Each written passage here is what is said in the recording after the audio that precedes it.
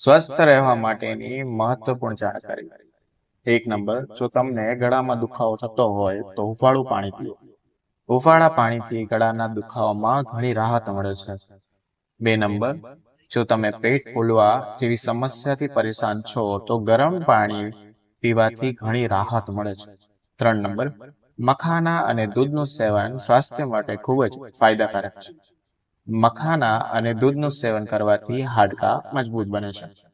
4 number, જ્યારે કોઈને ઈજા થાય કે ઘા થાય ત્યારે તેમાંથી લોહી નીકળે તે સ્વાભાવિક છે. આવી સ્થિતિમાં ઘાની ફટાકડીના પાણીથી ધોઈને તેમાં પર ફટાકડીનો પાવડર લગાવવો જોઈએ. ઘામાંથી લોહી નીકળવાનું બંધ થાય છે અને રાહત આપવામાં મદદ કરે છે. 5 નંબર, ડુંગળીનું પાણી પીવાથી પેટ સાફ રહે છે. 6 નંબર, સેલરીને ગરમ કરીને ચહેરા પર ઘસવાથી ચહેરા પરના દાગ ધબ્બા ગાયબ થઈ જાય છે. 7 નંબર, સફરજન ખાધા પછી તરત જ પાણી ના પીઓ, નહીતર ગળાનું ઇન્ફેક્શન થઈ શકે છે. 8 નંબર, દરરોજ સવારે લસણની એક લવિંગ ખાઓ.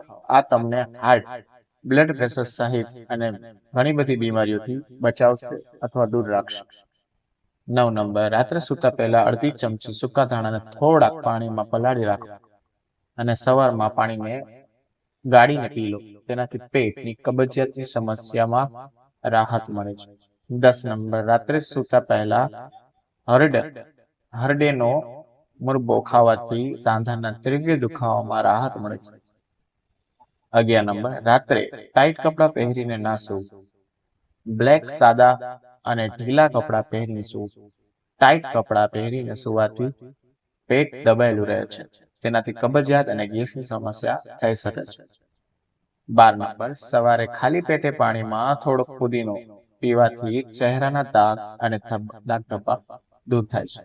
13 નંબર, દૂધમાં મખાના ભેળવીને ખાવાથી તમારા હાડકાં હંમેશા માટે મજબૂત રહે છે. 14 નંબર, કોઈ પણ શાક બનાવતી વખતે તેમાં થોડું પીસેલું કાળા મરી ઉમેરો. તે આપણા સ્વાસ્થ્ય માટે ખૂબ જ સારું છે અને પેટને પણ સ્વસ્થ રાખે છે.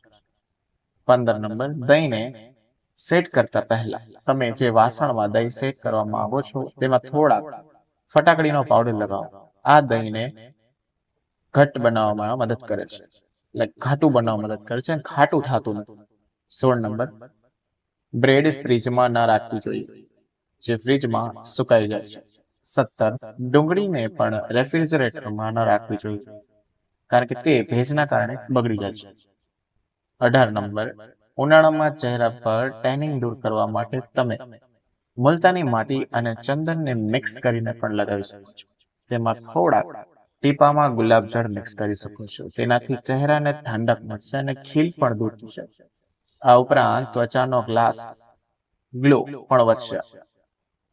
19 નંબર, તુલસીનું પાણી કબજિયાત અને બ્લોટિંગ જેવી પાચન શક્તિની સમસ્યાથી બચાવવામાં આપણને મદદ કરે છે. 20 નંબર, બેકિંગ સોડા અને ચૂનાના મિશ્રણથી લોઢાના વાસણ સાફ કરશો તો વાસણ નવું હોય તેવું ચમકી જશે. 21 નંબર, દહીં પર મખાના લગાવવાથી દહીંનો સ્વાદ કડવો થઈ જશે. 22 નંબર, દહીં અને બેસનના કેશ વોશ સામગ્રી ડાર્ક સર્કલ્સ અને ડાઘ ઓછા કરવામાં મદદ મળે છે. 23, કેટલાક લોકોને રાત્રે જમ્યા પછી કંઈક ગળ્યું ખાવાની ઈચ્છા થાય છે, જેમાં તે ચોકલેટ, આઈસ્ક્રીમ જેવી ખોરાક ખાય છે. તે પણ તમારા વજન વધારી શકે છે. 24, સારી ગુણવત્તાની બદામ બ્રાઉન હોય છે, તેના પર કોઈ ધાગા પડતા નથી. 25, કુવારપાઠાનો હર્બલ જ્યુસ પીવાથી લીવર ખૂબ જ સારી રીતે કામ કરે છે, જેથી તેને લગતા તમામ રોગ દૂર થાય છે.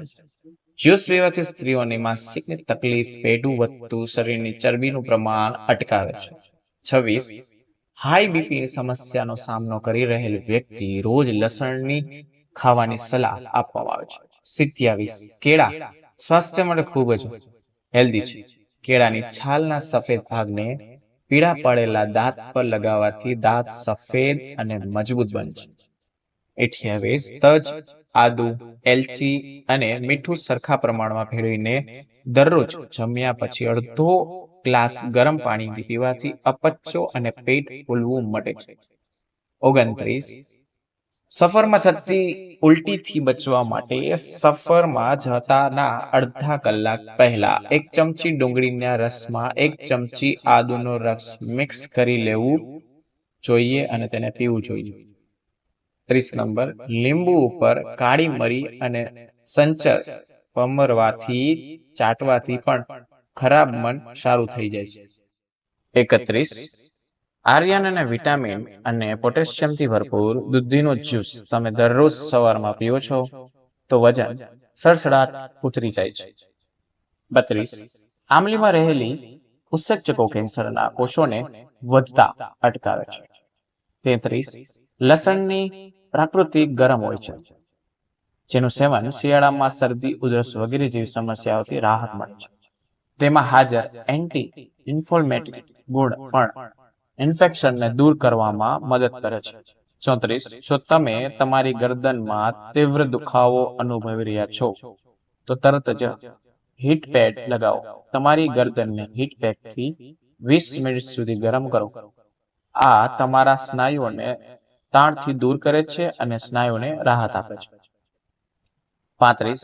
શ્વાસ સંબંધિત સમસ્યાઓના ઉપચાર માટે તુલસી ઘણી ઉપયોગી સાબિત થાય છે. મધ, આદુ અને તુલસીને ભેળવીને બનાવવા આવેલું મિશ્રણને પીવાથી શ્વાસ, કફ અને શરદીમાં આરામ મળે છે.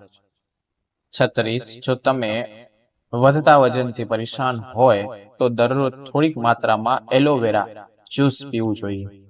આવું કરવાથી વજન નિયંત્રણમાં હંમેશા માટે રહે છે. 37.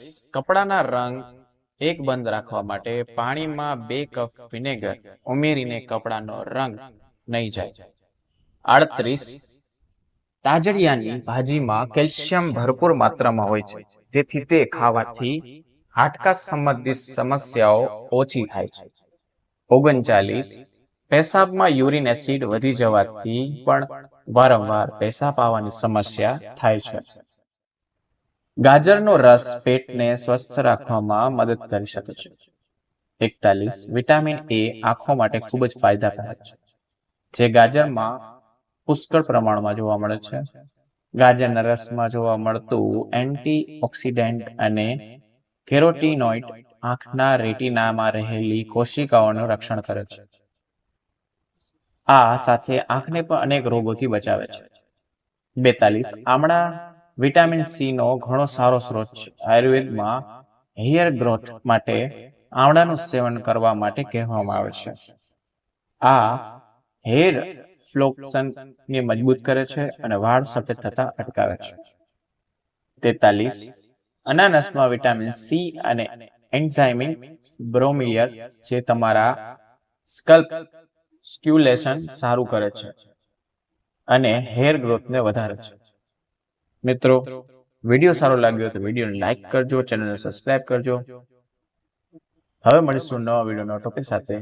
ત્યાં સુધી રાધે રાધે અને કમેન્ટ બોક્સમાં હર હર મહાદેવ લખવાનું ભૂલશો નહીં. વિડીયો જોવા બદલ આપનો ખૂબ ખૂબ આભાર.